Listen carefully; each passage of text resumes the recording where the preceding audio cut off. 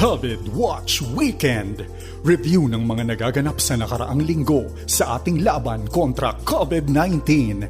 Pagkilala sa mga frontliners, talakayan sa iba't ibang issue kaugnay ng pandemya at pagtunghay sa sinasabi ng Biblia sa nararanasan nating krisis. COVID Watch Weekend. Magandang araw, ito po si Heidi Bernardo Sampang para sa isa na namang edisyon ng COVID Watch Weekend.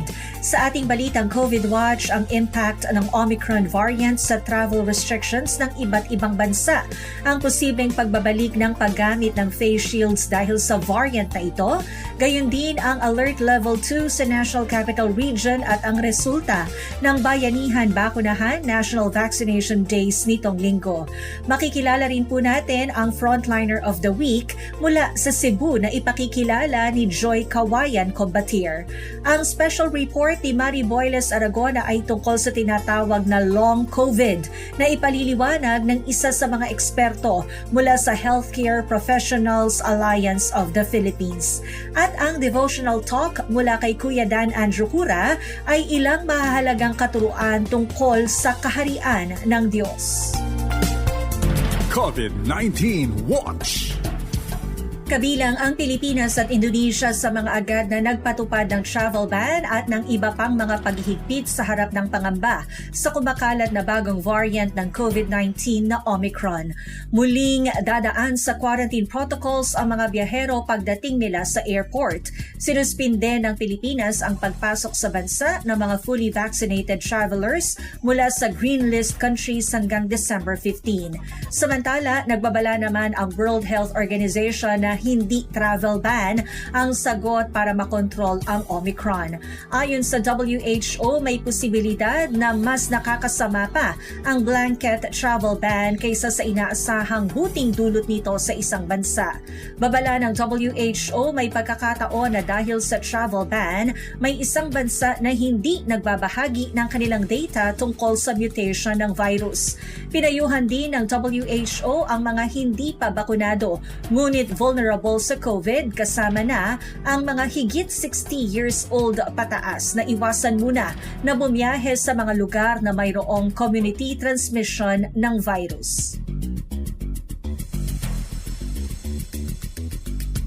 Masyado pang maaga para sabihing dapat nang ibalik ang mandatory na pagpapasuot ng face shield sa bansa sa harap ng banta ng Omicron variant ng COVID-19. Ayon kay WHO Representative to the Philippines Dr. Rabindra Abeyasing, kailangan pa ng mas maraming pag-aaral tungkol sa bagong variant of concern. Hindi rin isinantabi ni Dr. Abeyasing na marami sa publiko ang hindi sang-ayon sa pagsusuot ng face shield dahil wala pang patunay na epektibo nga ito para labanan ang coronavirus.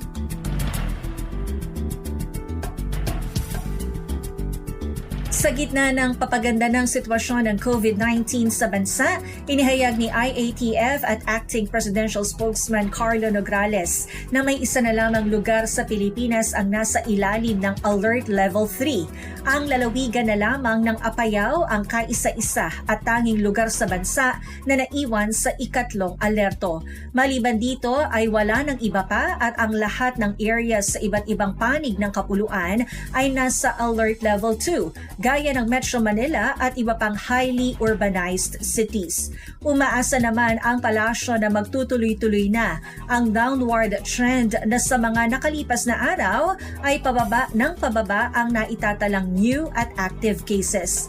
Kapag nagkataon ay makababalik na anya ang marami hindi lamang sa mga paaralan at hanap buhay, kundi marami na din ang makapaghahanap ng trabaho para sa ikabubuhay. Nakamit ng Pilipinas ang ika-5 pwesto pagdating sa highest single-day vaccination sa buong mundo. Sa ulat ni Health Undersecretary Mirna Cabotaje, ang chairperson ng National COVID-19 Operations Center, mahigit 2.55 million doses ang naiturok sa unang araw ng National Vaccination Program nitong November 29. Ito anya ay 2.5 beses na mataas kumpara sa weekly average ng bansa na 1 milyong doses. Dahil dito, pumanglima ang Pilipinas sa mga bansa sa mundo pagdating sa highest single-day vaccination, kasunod ng China na may 22 million, India na may 10 million, United States na may 3.48 million at Brazil na nakapagtala ng 2.6 million. Kabilang sa mga lugar sa bansa na nagtala ng matataas na bilang ng mga nabakunahan ay ang Regions 4A, 3, 6, 7 at 5.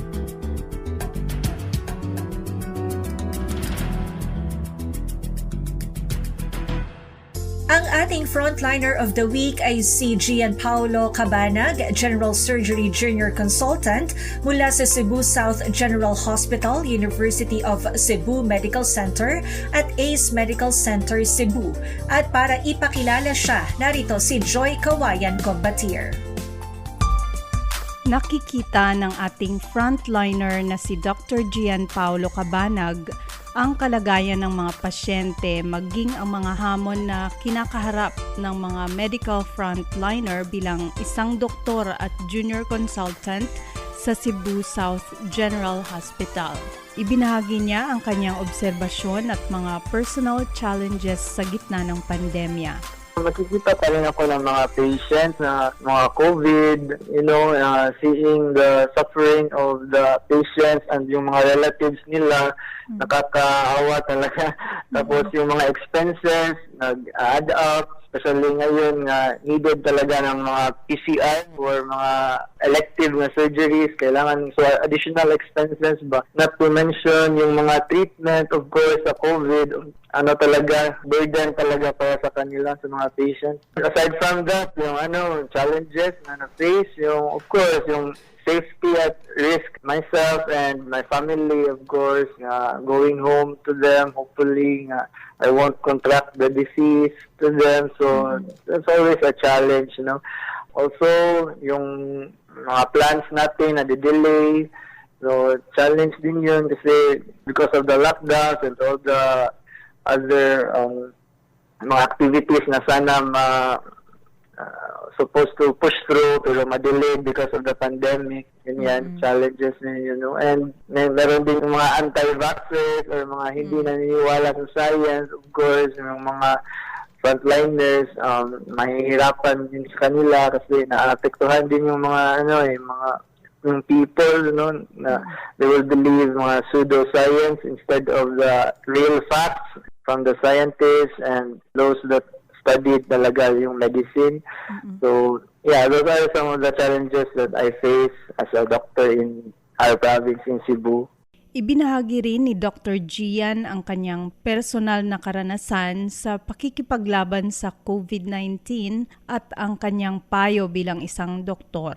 Hindi talaga ako nakakontract ng COVID pero there was a time na parang nalalagnat, may flu symptoms, pero pag swab, negative naman. Pero in a way, I have felt how it is to be a patient din. So, risk talaga sa health din.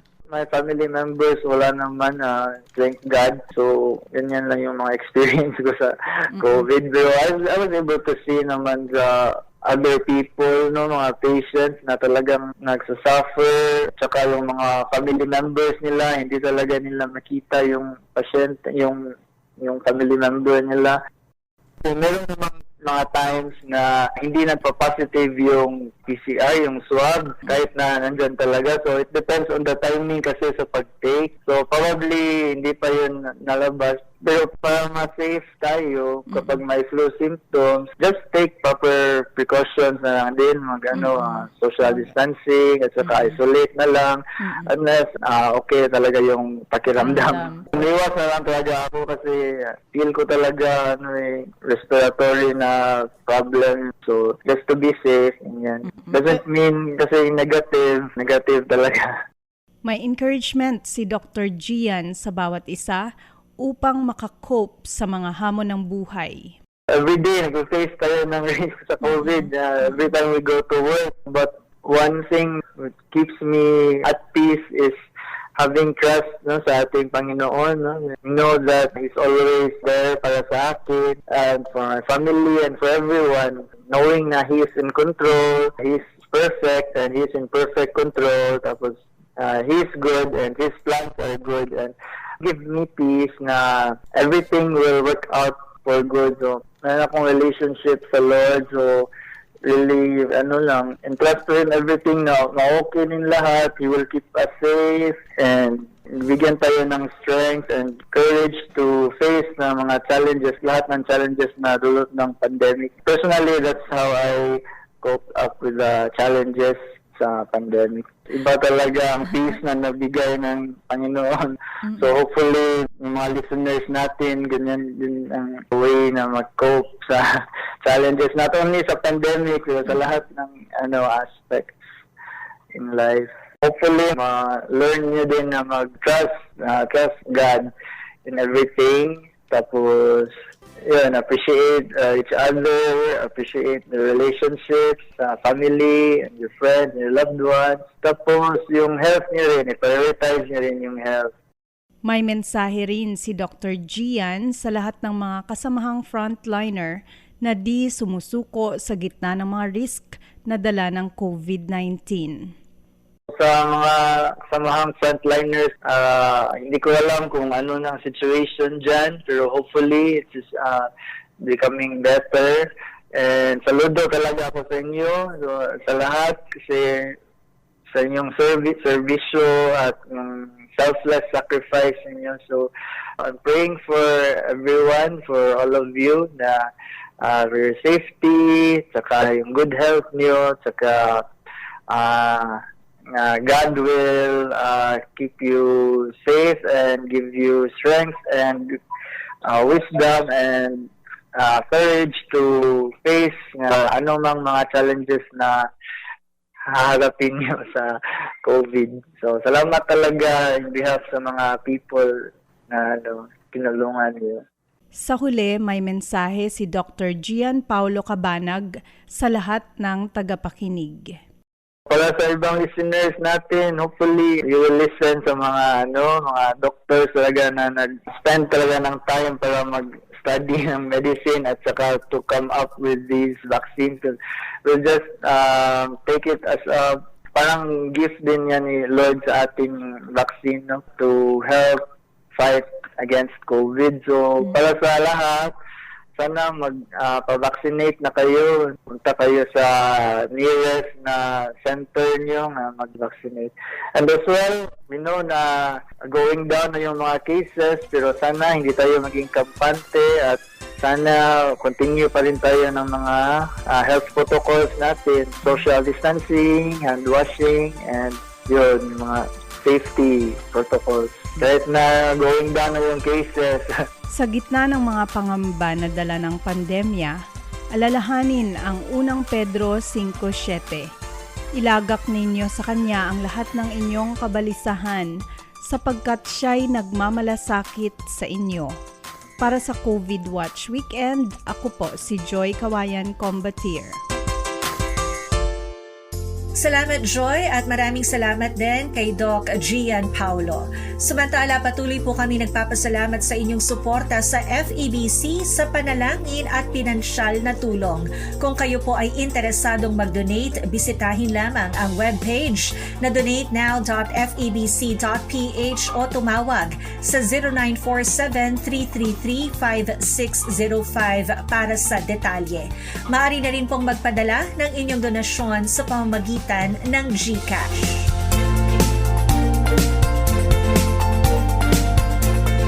Sa ating special report, maririnig naman natin ang ilang bagay tungkol sa tinatawag na long COVID na tinalakay sa programang Doctors Online. Bigyang daan natin ngayon si Mari Boyles Aragona. Isang bagay na hindi madalas mapagtuunan ng pansin ay ang mas mahabang epekto ng COVID-19 sa mga tinamaan nito kahit matagal at tapos na silang gumaling o nagnegatibo sa sakit. Ito ang tinatawag ng mga eksperto na long COVID. Ano-ano ang katangian nito at paano maaring matulungan ang mga pasyenteng nakakaranas ng long COVID? Iyan ang ipinaliwanag ni Dr. Maricar Limpin, ang President ng Philippine College of Physicians sa kanyang panayam sa programang Doctors Online. Ang Ang long COVID ito ay nagre-refer no doon sa mga persistence no, yung pagkakaroon ng patuloy na mga nararamdaman ng mga tao long after na magkaroon sila ng COVID-19 disease.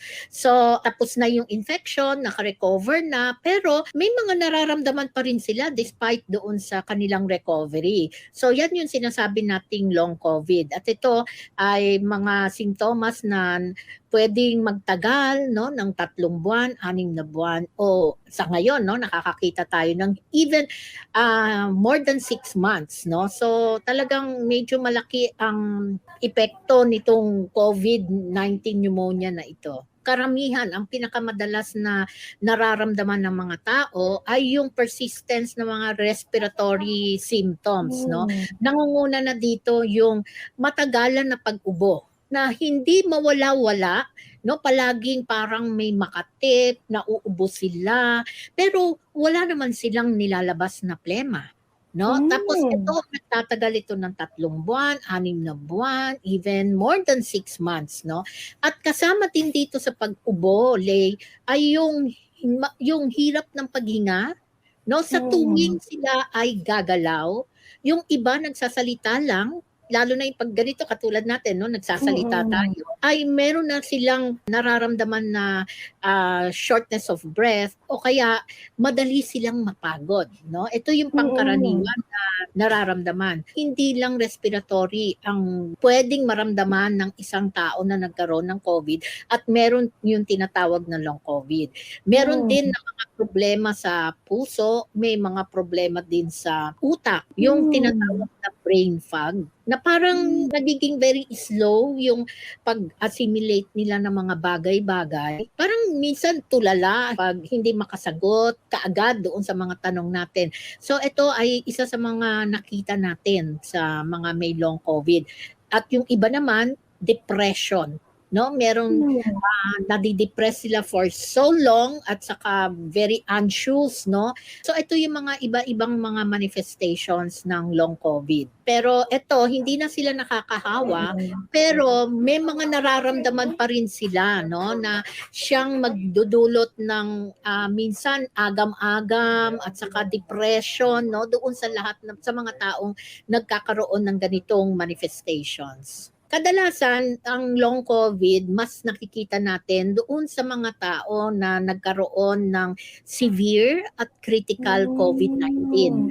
Pero yung mga kahit mild COVID, no, meaning to say wala silang pneumonia, Lay, ha, pero kahit mild COVID o kaya moderate COVID lang, may mga pasyente tayo na nakakaroon pa rin ng long COVID na symptoms. Isa sa pinaka-ano nila dito, yung madaling mapagod. Hindi nila na-regain yung kanilang physical strength ng mabilisan. Kaya importante din na sa mga may long COVID, ano, kailangan ang kasama sa prescription natin ay yung exercise. Kasi yun ang madalas na nakakalimutan natin, no?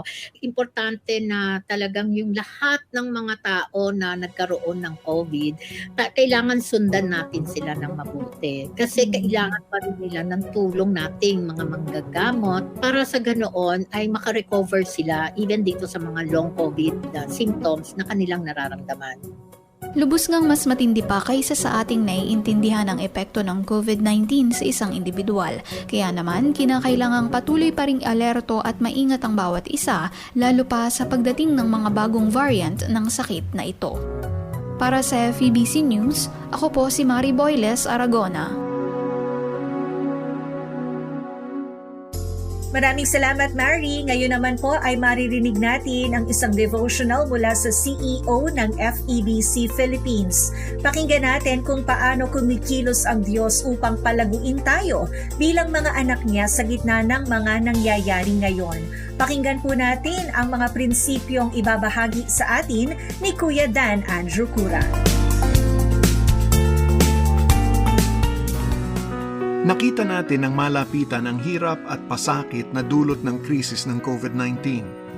Para sa mga nagtitiwala sa Panginoong Hesus, alam natin na ang lahat ng paghihirap at pasakit ay may layunin, may pandemya man o wala. Kung haharapin natin ang mga paghihirap ng walang pag-asa sa ating puso at may alinlangan sa salita ng Diyos, magbubunga lang ito sa kabiguan. Ngunit kung haharapin natin ang mga ito ng may katiyakan sa Diyos, magbubunga ito ng mga spiritual na katangian. Nagagalak din tayo sa mga pagdurusa ating nararanasan, sapagkat alam nating ang pagdurusa ay nagbubunga ng pagtitiyaga. Ang pagtitiyaga ay nagbubunga ng katatagan, at ang katatagan ay nagdudulot ng pag-asa. Mga taga-Roma, Kabanatang 5, talatang 3 hanggang 4. Wika nga ng pastor na si Charles Spurgeon, kilalang tagapamahayag ng Ebanghelyo. Itinuturo sa atin ang mga pagsubok kung ano ang tunay na humuhubog sa atin. Tinuturuan din tayo ng mga paghihirap kung paano magmalasakit sa kapwa. At ipinapaalala sa atin na wala tayong kontrol kahit nasa sarili nating buhay.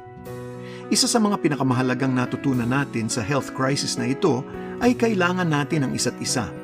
Mahalaga sa atin ang suporta ng mga pinagkakatiwalaang kaibigan at miyembro ng ating pamilya. Kung nasubukan mo ng solohin ang anumang paghihirap, alam mong mas malaking pinsala pa ang nagiging bunga nito kaysa paglago mo. Mas mabuti ang may kasama kaysa mag-isa. Mas marami silang magagawa. Kapag nadapa ang isa sa kanila, maitatayo sila ng kanyang kasama. Kaya nakakaawa ang taong nag-iisa at nadapa dahil walang tutulong sa kanya. Mga ngaral, Kabanatang 4, talatang 9 hanggang 10. May isang kilalang kasabihan, kapag gusto kang palaguin ng Diyos, gagawin kanyang hindi mapalagay. Sa mga nakalipas na araw, hindi mapalagay ang maraming mga bansa sa mga ikinikilos ng virus. Nakikitang mabisa ang bakuna sa lahat ng mga edad at mga lugar, ngunit lumilikha naman ito ng mga bagong variants. Walang katiyakan kung ano ang mga susunod na pangyayari. Paano tayo binabago ng mga pagsubok at kahirapan? Narito ang sabi ni Apostol Pedro, dahil dito, dapat kayong magalak sa kabila ng iba't ibang pagsubok. Dahil sa mga pagsubok na ito'y panandalian lang at dapat ninyong maranasan para masubukan kung talagang tunay ang pananampalataya ninyo. Katulad ng ginto, sinusubok ito sa apoy para malaman kung tunay o hindi. Pero mas mahalaga ang pananampalataya natin kaysa sa ginto na nawawala. Kaya kapag napatunayang tunay ang pananampalataya nyo, papupurihan kayo't pararangalan pagdating ni Hesukristo. Unang Pedro, Kabanatang 1, talatang 6 hanggang 7. Pinapaliwanag dito ni Pedro kung paano dinadalisay ang ginto. Una, pinaiinit ito ng malakas na apoy hanggang sa lumutang ang mga dumi nito. Pagkatapos ay tinatanggal ang dumi. Ang resulta, isang malinis at dalisay na ginto. Ang bunga ng mga pagsubok at paghihirap ay mas matibay na karakter at pananampalataya. Kapag pinainit ang ating buhay ng mga pagsubok, lulutang ang mga kahinaan natin at babaguhin ang mga ito ng Panginoon. Sa unang tingin, tila nakahaharang ang mga pagsubok at paghihirap na ito at hindi tayo makapamuhay ng mabunga at makadiyos. Maaari nating ituring na balakid sa paglagong spiritual ang mga paghihirap na ito, pero ang totoo ay sila nga ang tumutulong upang lalo pa tayong mabago ng ating Panginoong Diyos. Nagbubunga ito ng pagtitiyaga at pagmamalasakit sa kapwa. Nagpapatuloy ang paggawa sa atin ng Diyos sa gitna man ng pandemya kahit hindi natin nakikita. Hinahambing ang kaharian ng Diyos sa paghasik ng mga binhi ng magsasaka. Matapos iyon ay hindi niya nakikita ang nangyayari sa ilalim ng lupa. Sa wakas ay lalabas na lamang ang tanim at dumating na ang tag-ani. Samantalang patuloy tayo sa pagtitiis sa gitna ng kawalan ng katiyakan, mayroon namang pangako ang Diyos na maaari nating panghawakan. Tinutugon ng Panginoon ang panalangin ng mga matuwid at inililigtas sila sa lahat ng mga suliranin. Malapit ang Panginoon sa mga may bagbag na puso at tinutulungan niya ang mga nawalan ng pag-asa. Marami ang paghihirap ng mga matuwid, ngunit inililigtas sila ng Panginoon sa lahat ng ito. Awit 38, talatang 17 hanggang 19. Ama namin, alam namin na kami ay dumaraan pa rin sa mga paghihirap at pagkabagabag ng aming buhay, lalong-lalo na dito sa pandemyang ito. Para bagang walang katapusan ang akyat baba ng sitwasyon. Ngunit Panginoon, panghawakan niyo ang aming puso at gamitin niyo, Panginoon, ang mga pagsubok na ito upang kami patatagin at kami palakasin, upang kami rin ay maaaring magpalakas ng loob ng iba. Salamat, O Diyos, sa iyong mga pagsubok. Patatagin niyo kami, Panginoon, at bigyan ng basbas ng inyong banal na Espiritu upang palakasin ang aming mga loob. Ito po ang aming dalangin sa ngalan ni Jesus. Amen.